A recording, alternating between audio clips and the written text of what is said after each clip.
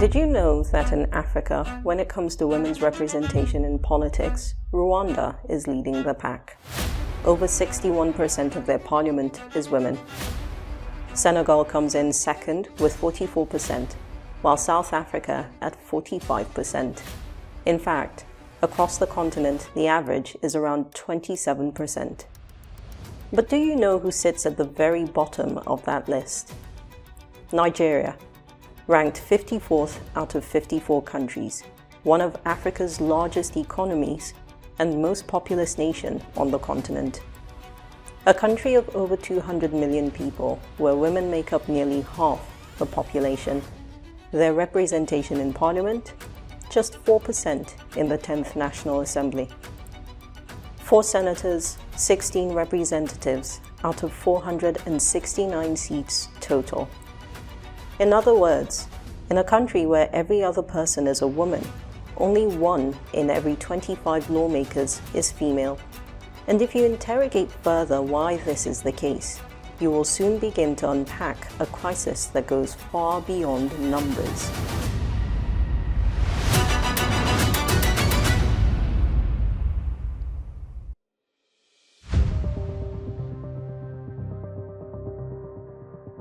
Behind these statistics is a concerning reality.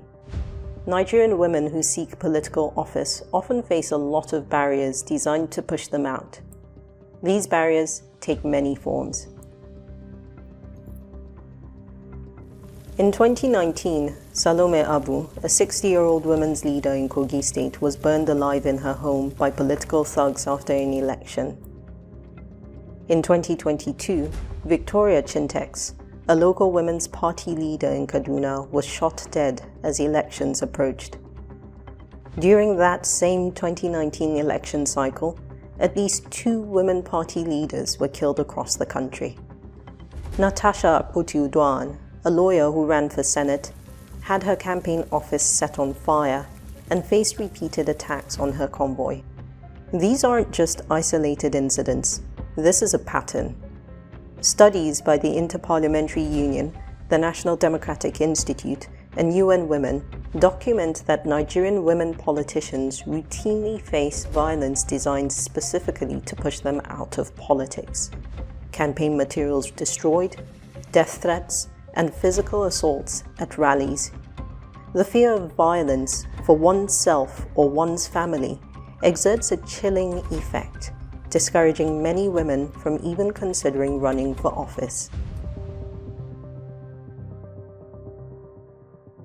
According to a 2021-2022 survey by Stand to End Rape, about 20% of women active in political spaces reported experiencing pressure, at least sometimes, to trade sexual favors for professional or political opportunities.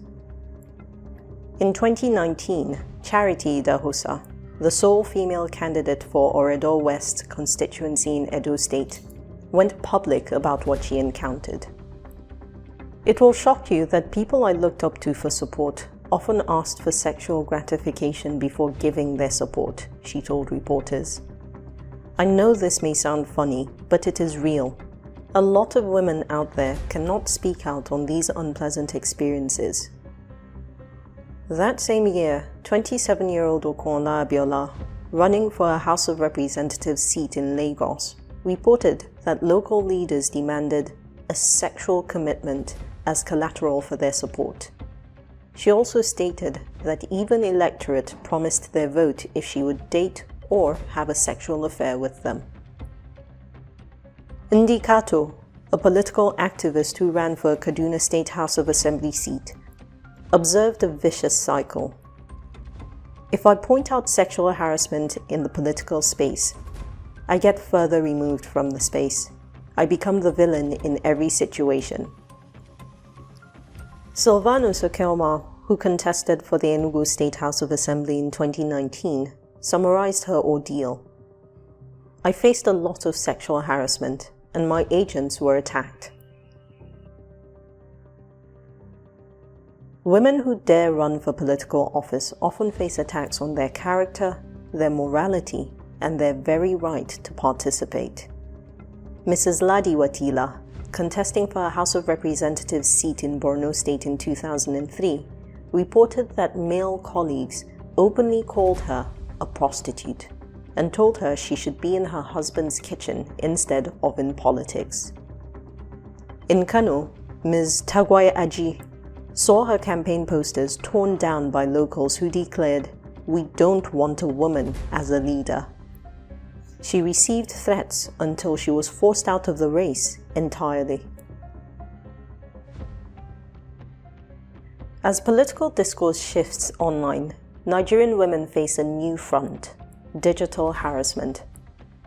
A 2025 report by Gatefield identified a national emergency of digital violence.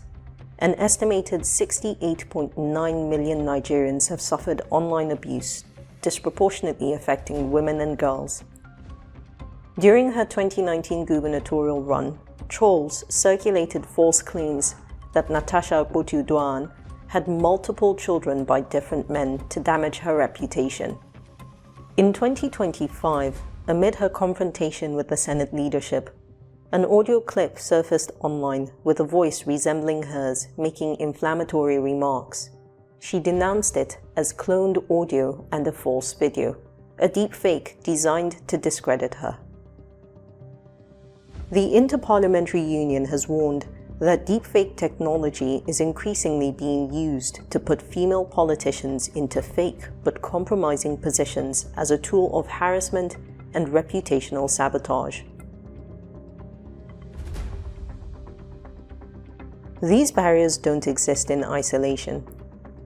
In Nigeria's male-dominated political culture, leadership is still seen as a man's job. Cultural and religious norms are often twisted to justify exclusion. The barriers are also structural. Politics in Nigeria is extraordinarily expensive. In 2023, major political parties charged as much as 100 million naira, about $67,000, for presidential nomination forms. In a country where minimum wage is 70,000 naira per month, these costs effectively lock out most candidates, especially women who generally have less access to wealth. Beyond fees, the system is dominated by godfathers, wealthy power brokers who determine who gets party tickets. These men typically support male protégés from their existing networks, sidelining women to token positions such as women leaders. And perpetrators of violence and harassment rarely face justice.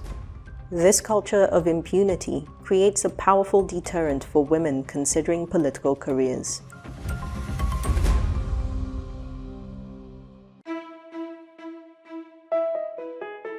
With all these barriers, Nigerian women have never stopped fighting for their place in leadership.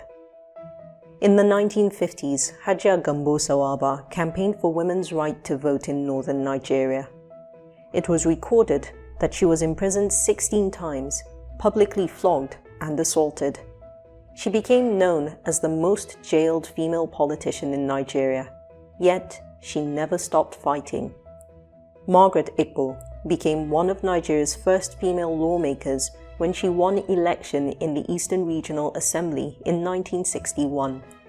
Sarah Jibril became the first woman to ever run for president. In the 2011 party primaries, she received just one vote, yet she kept running, becoming a trailblazer. These women have shown extraordinary courage, but individual bravery isn't enough when the system itself is designed to exclude.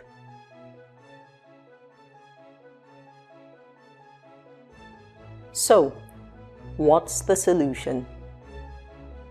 Evidence from around the world shows several approaches that work. Gender quotas have transformed representation elsewhere.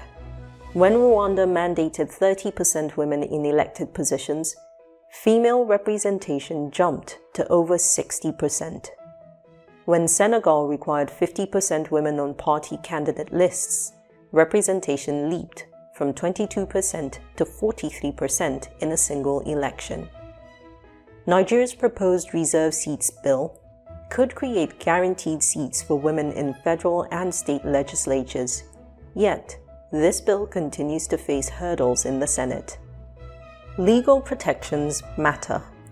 Bolivia passed Law 243 in 2012, criminalizing political harassment and violence towards female candidates.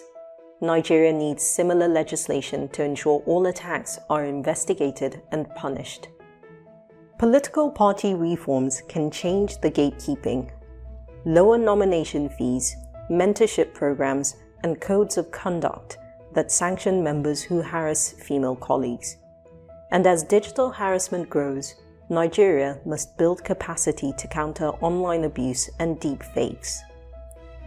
Creating an enabling environment for women in Nigerian politics isn't just about women's rights, it's about Nigeria's future. The path forward requires courage from women candidates, yes, but also bold reforms, political will, and a collective recognition that democracy only works when it represents everyone. The next generation of girls is watching, waiting to see if they will grow up in a country where a female president, governor, or parliamentarian is normal and not impossible. The question isn't whether Nigerian women can lead, it's whether Nigeria will finally let them.